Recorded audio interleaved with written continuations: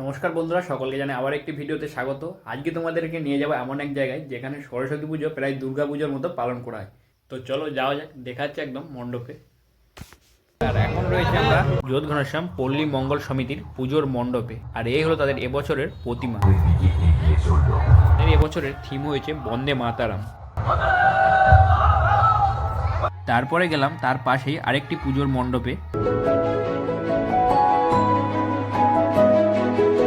তারপরে আসলাম যোধ ঘনশ্যাম শুভকামনা ক্লাবের পুজোর মণ্ডপে।